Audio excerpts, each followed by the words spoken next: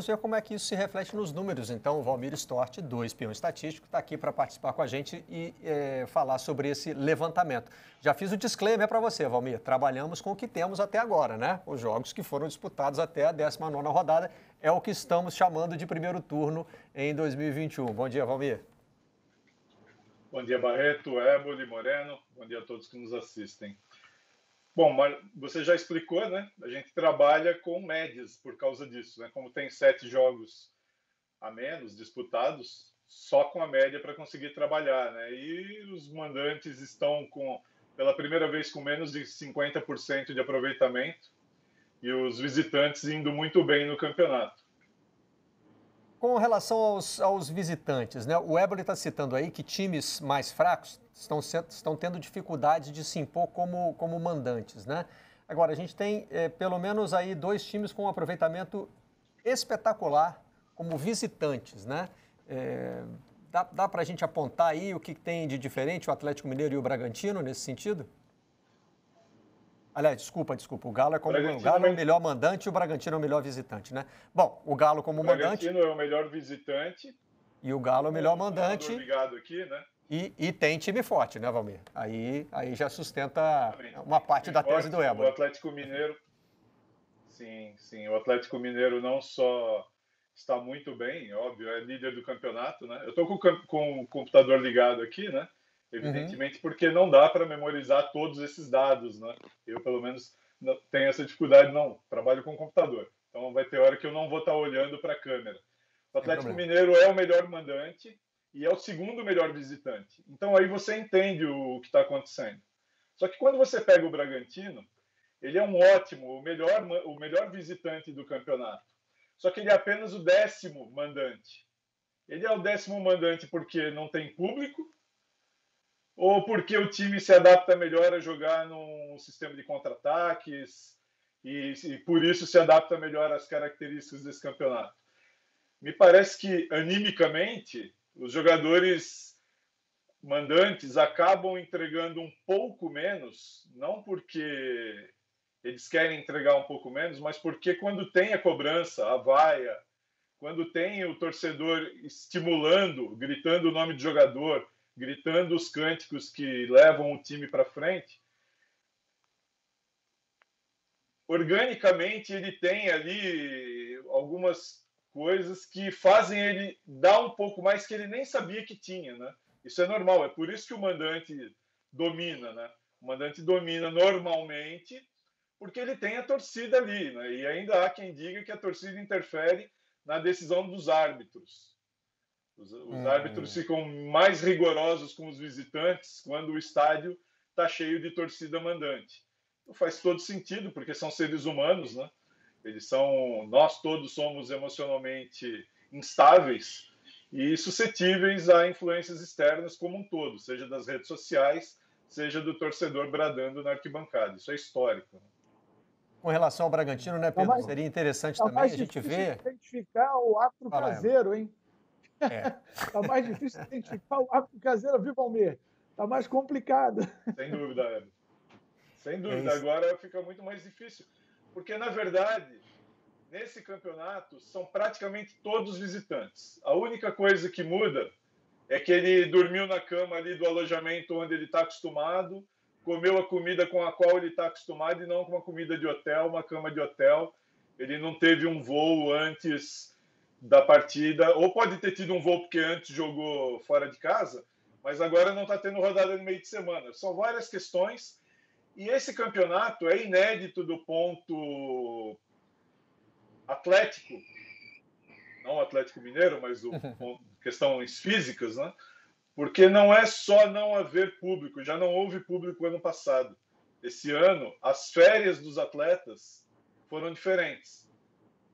Então, eles podem, ali no seu íntimo, estarem dosando mais. Eles sentem que está difícil. Eu acho que para qualquer categoria profissional, essa pandemia é muito difícil. Para quem está fazendo trabalho em casa e tem filho, é extremamente desafiador. Então, são várias questões que interferem no desempenho desse campeonato.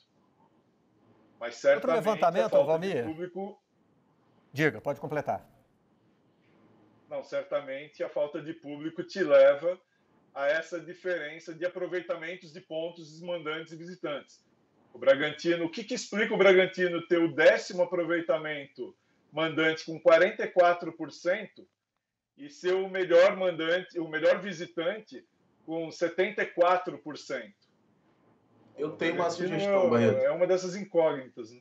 O Bragantino faz uma campanha de campeão brasileiro fora de casa e de meio de tabela em casa, né? É uma discrepância. E, aliás, tem uma curiosidade extra, Pedro, porque a gente ainda não viu na Série A o relacionamento do torcedor do Bragantino, que é um time tradicional, nesse novo formato, né?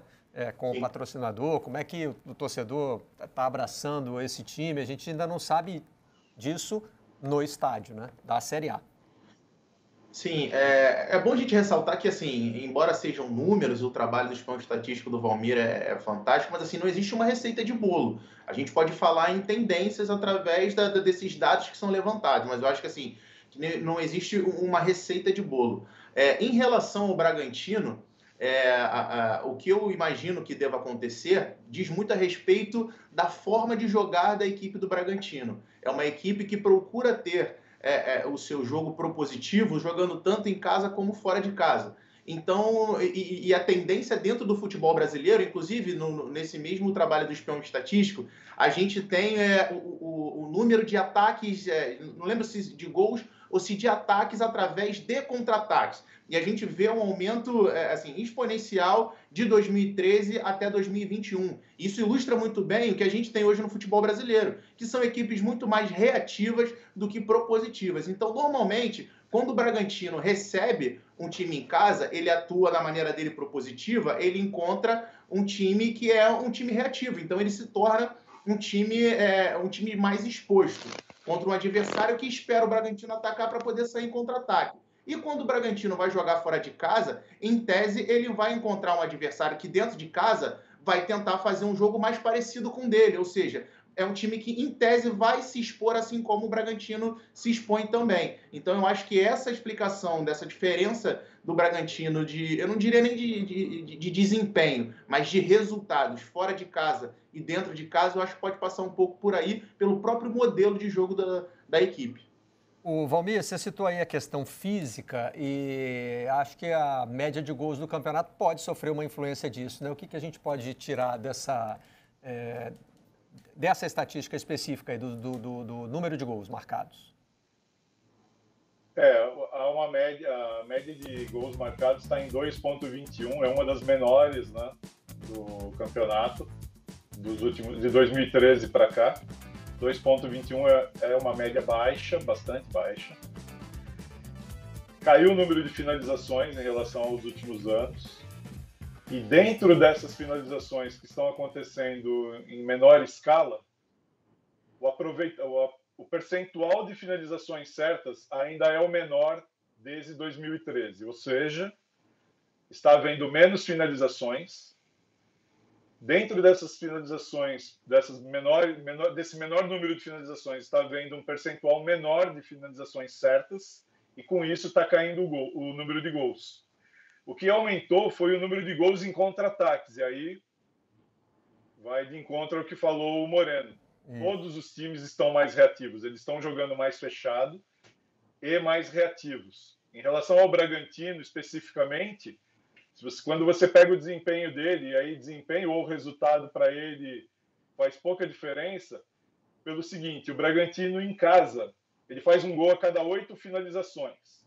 Fora de casa, ele faz um gol a cada 8,1 finalizações. No ataque, o Bragantino é praticamente o mesmo. A média de finalizações dele varia muito pouco também. Só que em casa, o Bragantino leva um gol a cada 10 finalizações. Em casa. Fora de casa, ele só leva um gol a cada 17 finalizações. Ele resiste 70% mais quando é visitante.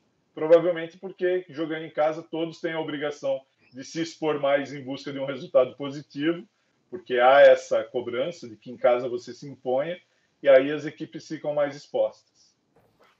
Mas é curioso isso, né, Éboli? Porque essa tendência deveria diminuir sem a torcida. Porque quem te obriga a se arriscar mais em casa, a propor mais o jogo, ou estar mais no campo do adversário, teoricamente, É o torcedor que está lá na arquibancada gritando, né? Vai, vai, vai, né? Mas, pelo visto, essa responsabilidade se mantém na cabeça do jogador.